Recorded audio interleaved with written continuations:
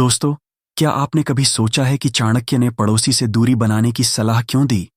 ये बात सुनकर आप हैरान हो जाएंगे कि इसका कारण कितना गहरा है।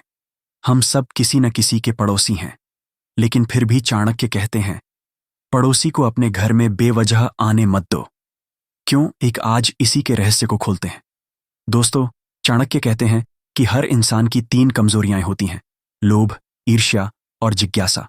और पड़ोसी इन तीनों को सबसे ज्यादा जानता है, क्योंकि वह आपकी दिनचर्या देखता है, आपकी आदतें जानता है, आपकी मजबूरी, कमजोरी और तंगी सब नोट करता है। यही वजह है कि चाणक्य चेतावनी देते हैं, पड़ोसी आपके घर में जितना ज्यादा समय बिताएगा, उतनी ही ज्यादा आपकी कमजोरी जान जाएगा। पड़ोसियों से समस्या कहाँ पैदा होती है? दोस्तों, ध्यान से सुनिए। हर पड़ोसी बुरा नहीं होता, लेकिन हर बार घर में आने वाला पड़ोसी अच्छे इरादे से नहीं आता। कई बार वह आपकी चीजें नोट करता है, घर की स्थिति देखता है, किचन, कमरे, तिजोरी का अंदाजा लगाता है, कौन कब घर में रहता है ये तक पता चलता है, और यही जानकारी आगे चलकर आपके खिलाफ भी जा सकती है। चाणक्य नीति कहती है, घर की गोपनीयता ही घर की सुरक्षा है। मतलब, जिस घर में बिना वजह आने जाने की छूट होती है, वहां कभी शांति नहीं रहती और न ही तरक्की, क्योंकि लोग आपकी कमियां, मन की बातें, परिवार की समस्याएं सब जान लेते हैं और फिर नेगेटिव बात फैलाते हैं। अब लोग कहेंगे, हम भी तो किसी के पड़ोसी हैं, फिर क्या हम भी गलत हैं? नहीं। अगर पड़ोसी सच में दिल से मिलने आए, जरूरत में खड़ा हो, सम्मान करे, तो ऐसे पड़ोसी रिश्तेदारों से भी बढ़कर होते हैं। चाणक्य केवल सीमा रखने की बात करते हैं। घर की पूरी आंतरिक दुनिया किसी को मत दिखाओ। आखिर असली बात क्या है? पड़ोसी से दूरी नहीं, पड़ोसी की अनावश्यक दखल से दूरी। इसलिए चाणक्य कहते हैं, घर की सीमा तय करो, गोपनीयता रखो, कमजोरियां किसी को मत बताओ, परेशानी हो तो उसी से मिलो जिसे भरोसा हो। और यही कारण है कि पड़ोसी को बार बार घर में आने देना विनाश का कारण माना गया है। अगर आप चाहते हैं कि आपका घर सुरक्षित रहे, आपकी खुशियां बनी रहे और आपका परिवार बिना तनाव रहे, तो याद रखिए, घर उसी का सुरक्षित है जिसकी बातें घर के अंदर ही रहती हैं। और निरीक्षण करने के लिए नहीं आया है तो फिर वो आए या रहे, कोई आपत्ति नहीं है। अभी उदाहरण मैं आपको बहुत बेहतर वाला दूंगा। मुझसे बहुत सारे क्वेश्चन किए जाते हैं कि गुरुजी, भाई के साथ कैसा व्यवहार करना चाहिए, और मेरा भाई बहुत गरीब है, मैं उसको पैसा दूं या ना दूं, उसकी हेल्प करूं या ना करूं। मेरा भाई बड़ा जुल्मी है, बड़ा खराब है, मैं उसको पैसा देता हूं तो मुझे वो लूटने की कोशिश करता है। ऐसा होता है ना? अब मेरी बात को थोड़ा गहराई से सुनना, जो मैं आपको बताने वाला हूं। यदि आपका भाई भरत के जैसा है, तो आप कितनी भी दौलत लुटाएंगे, वह आपसे नहीं लेगा। वह मना कर देगा कि मैं नहीं लेना चाहता। यदि आप राम हैं, यानी आपका व्यवहार और आपका स्वभाव, आपका चरित्र राम जैसा है, मैं तुलना तो नहीं कर सकता और ना मैं उनकी बराबरी कर सकता हूं, लेकिन मैं एक उदाहरण दे रहा हूं। यदि आपका स्वभाव उस प्रकार का है और आप चाहते हैं कि मैं अपने भाई की सहायता करूं, लेकिन सहायता करने में आपको एक आपत्ति आ रही है, एक समस्या आ रही है, क्या आपको लगता है कि मेरा भाई मुझे लूट रहा है? मैं आपको बता रहा हूं, यदि आपका भाई भरत जैसा है, तो आपसे एक छोटी सी वस्तु भी नहीं लेगा, आपको छोटा सा कष्ट भी नहीं देगा। लेकिन वहीं पर अगर आपका भाई दुर्योधन जैसा है, तो फिर भाई महाभारत निश्चित है। फिर वो आपको लूटेगा, आपका नुकसान करेगा और आपको विपत्ति में छोड़कर भी जाएगा।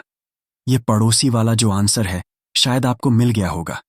यदि पड़ोसी बहुत बेहतर है तो कोई मुश्किल नहीं। मैंने आपको बताया है कि यदि पड़ोसी निरीक्षण करने आया है, तो फिर उसको आपके पास और आपके घर में आने का कोई हक नहीं है। भाई, घर के दरवाजे खुले मत रखिए, दायरा रखिए। और जिस घर में जवान बेटियां हैं, उसमें तो पड़ोसी की ज्यादा एंट्री नहीं होनी चाहिए। वो कुर्सी पड़ी है, वहां तक वो सीमित होना चाहिए। ऐसा क्यों किया जाता है भाई? कुर्सी बाहर डालकर रखते हैं। मैं कुछ पहाड़ी क्षेत्रों में गया हूं। यदि आप वहां देखेंगे, कोई बाहर से व्यक्ति आता है तो उसके लिए एक चेयर डली होती है, बिल्कुल गेट के बाहर। वैसे तो लोग कहेंगे कि भाई छुआछूत है, लेकिन मुझे तो बड़ा बेहतर लगा है। भाई, पता नहीं मेरा स्वभाव कैसा है, मेरा चरित्र कैसा है और मेरी सोच कैसी है।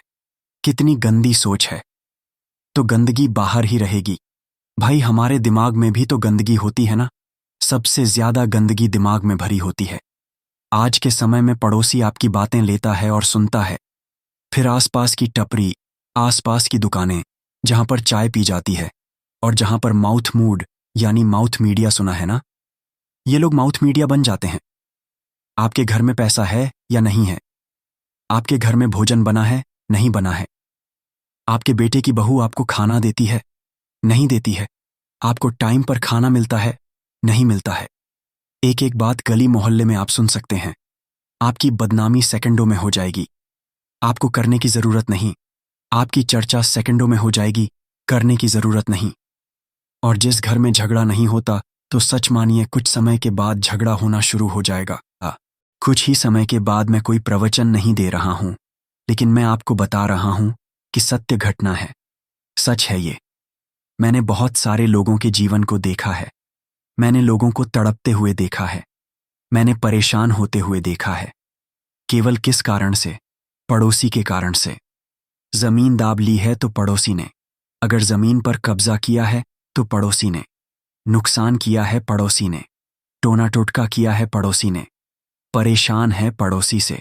हमारी खबर किसी को दे रहे हैं तो पड़ोसी दे रहे हैं। सच मानिए ऐसा होता है। मुझे नहीं लगता था पहले, लेकिन ये मेरे जीवन में कुछ चीजें बीती हैं। मुझे नहीं अनुमान था कि इस प्रकार के लोग हैं, ना मैं मानता था।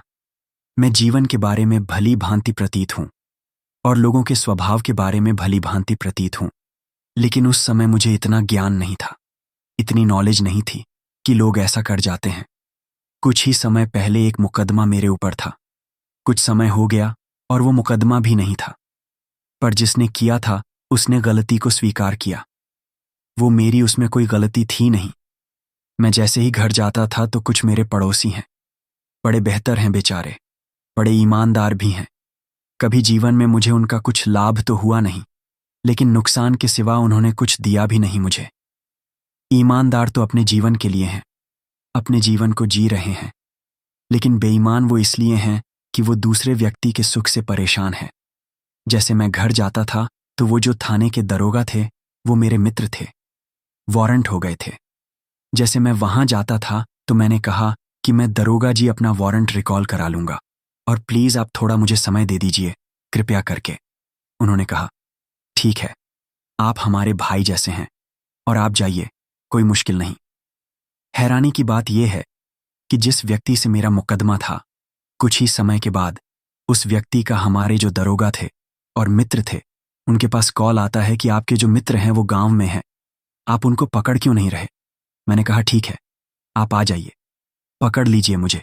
कि नहीं नहीं, ऐसा तो नहीं।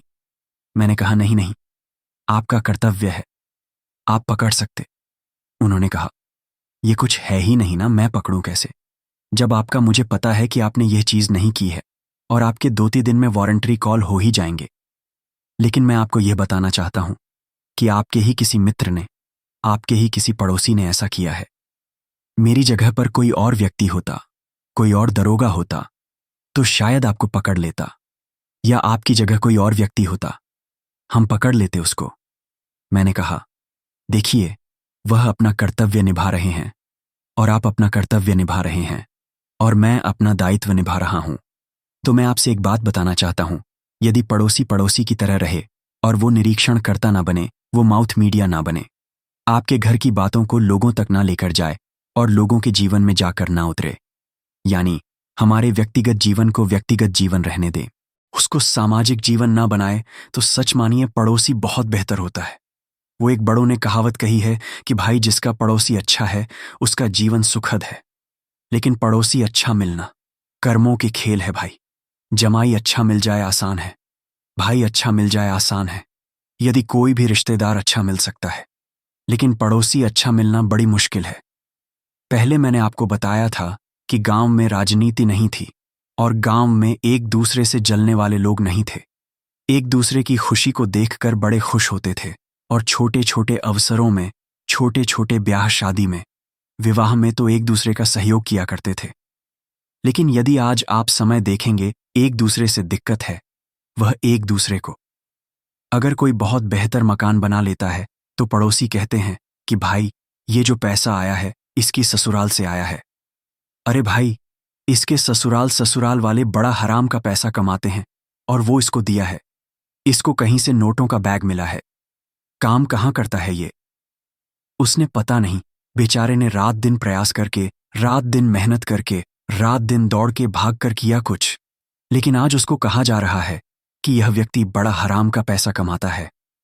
लोगों के सामने उसकी चर्चा की कर दी जाती है, उसकी बदनामी कर दी जाती है। ये लोग इतनी गहनता से आपके जीवन को लेते हैं और इतनी गहराई से आपके जीवन को लेते हैं।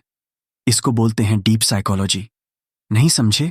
आपकी बेटी कब आ रही है, कब घर से जा रही है, कौन घर पे आ रहा है, क्या बना है आपके घर में, खाना आप खाते हैं, नहीं खाते हैं, आपकी बीमारी सही होगी या नहीं होगी, आपके घर में क्या रखा है, कहाँ रखा है, इन लोगों को सब जीरो खबर है। क्यों भाई?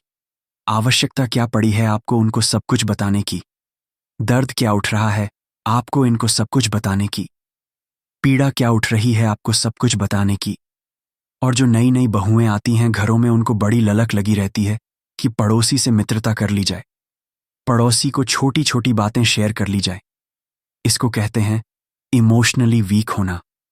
उसको बता भी दिया जाता है कि देखिए, कुछ समय पहले हमारे घर में इस तरीके की घटना हुई थी, वो उस व्यक्ति ने करवाई थी, लेकिन इसको कोई फर्क नहीं पड़ रहा है। ये तो मित्रता करेगी। आपने देखा होगा कि पड़ोसी के घर एक लड़का आता है, कुछ टाइम के बाद हमें पता लगता है कि हमारे चाचा की लड़की या पड़ोसी की लड़की को लेकर फुर हो जाता है, भाग जाता है। एक बात बताइए, एक व्यक्ति हमारे घर में आया, वह रह रहा है, ये किसी की लड़की को लेकर जाना, किसी की लड़की के साथ ऐसा होना, ये 2 दिन का काम है क्या, या 2 मिनट का काम है? आपसे मेरा प्रश्न है। आप कहेंगे नहीं, 2 दिन का तो काम नहीं है। अगर ऐसा हो रहा है तो क्या उस पड़ोसी को नहीं पता है कि ऐसा हो रहा है? पता लग जाता है भाई, पता लग जाता है कि हमारे घर में जो व्यक्ति आया है उसकी नज़र बड़ी खराब है। वह कहीं ना कहीं कुछ घटना सामने वालों के साथ कर रहा है। ऐसा होता है, ऐसा होता है, 100 के 100% होता है। अंत में आपके पास पछतावा होगा, अंत में आपके पास दर्द होगा, अंत में आपके पास चिंता के अलावा कुछ नहीं होगी और आपके पास बदनामी के अलावा कुछ नहीं होगा। अपना व्यक्तिगत जीवन जिए। ज्यादा सामाजिक बनने की आवश्यकता नहीं है, ज्यादा सामाजिक बनने की जरूरत ना करें, नहीं तो परिणाम आप जानते हैं क्या होगा। परिणाम यही होगा, बदनामी होगी, चिंता होगी, और आप जिस दर्द से गुजरेंगे, जिस दन से गुजरेंगे, उसका कोई इलाज नहीं है। उस जहर को चूसने वाला, जहर को उतारने वाला कोई नहीं मिलेगा। ये जहरीले लोग होते हैं। मैं इनको ज्यादा तो नहीं कहना चाहता, ये बनते ही इसीलिए हैं। बेटे की नौकरी नहीं लगी तो बेटा आवारा है। हमने उस जीवन को देखा है, उस कष्ट को सहा है और उस पीड़ा को सहन किया है। ऐसा भी बोला जाता है कि आपका बेटा नाकारा है। इस बेटे की वजह से आप लोगों की जिंदगी बर्बाद हुई, इस बेटी की वजह से आप लोगों की जिंदगी बर्बाद हुई है, और देख लीजिए, आज नहीं कल आपको बर्बाद करके छोड़ेगा। कहाँ था? हमें भी कहा गया था भाई, हमें भी बोला गया था कि ये जो आपका बेटा है ना, उनको लक्षण नजर आ जाते हैं कि ये कुछ कर सकता है, इसको दबा लो, इसको दबा दो। अगर आप उनसे कहेंगे कि हम बड़ी विपत्ति में हैं और बड़ी चिंता में हैं, हमें थोड़ा आटा दे दीजिए, घर में है नहीं कुछ, वो कहेंगे हम तो बाहर से लेकर आए हैं आटा, हमारे तो घर में है ही नहीं। अगर आप उनको कहेंगे कि हमें आर्स 2000 दे दीजिए, हमारे घर में तो आटा तक नहीं है, हम मोल लेकर आए हैं, आप पैसे की बात कर रहे हैं। लेकिन आप अगर कहने लग जाए कि हमारे पास थोड़ी सी जमीन है बराबर में, हमारे प्लॉट पड़ा है, हमने विपत्ति में लिया था, उस समय हमारे पास ठीक था, लेकिन हम आज विपत्ति में हैं, हम इसको बेचना चाहते हैं, इनके पास पैसा इकट्ठा हो जाएगा, कहीं से भी पकड़ लेंगे भाई, किसी भी रिश्तेदार से पकड़ लेंगे, लेकिन आपकी प्रॉपर्टी नहीं छोड़ेंगे। ये बात ध्यान रखना। और आप कहेंगे भाई एक बात बताइए, आप डरते किन चीज़ों से हैं? ज्यादातर लोग किन चीज़ों से डरते हैं कि हम अकेले रह जाएंगे। सच है, हमारे साथ कोई नहीं होगा तो हमें पूछेगा कौन? नहीं पूछेगा, मैं मानता हूं, लेकिन जिनके साथ कोई है वह कौन सा टेंशन में नहीं है भाई? मित्रता तो और ज्यादा दुख दे रही है आज के समय में। जितने उसके फायदे हैं उतने नुकसान भी है। कुछ समय बाद पता लगता है कि भाई मित्रता थी इसकी उसके साथ, उसको भी पकड़ ले गई पुलिस। उसके साथ ये घूमता था, उसको भी पकड़ ले गई पुलिस। समझ रहे? ऐसा भी होता है। संगति का बड़ा बुरा असर होता है। तो पड़ोसियों को मैंने आपको कहा है कि बाहर वाली कुर्सी तक रखें। कल ऐसा भी हो सकता है आपके बेटे की बहू, मैं कड़वे शब्द नहीं कहना चाहता, किसी के पड़ोसी के साथ जा सकती है। ये बहुत दुख की बात है और तकलीफ की बात है। हम भी किसी के पड़ोसी हैं, लेकिन मुझे कहना पड़ रहा है। सीमित रखिए, दायरे में रखिए। मित्रता है तो दरवाजे से बाहर होनी चाहिए।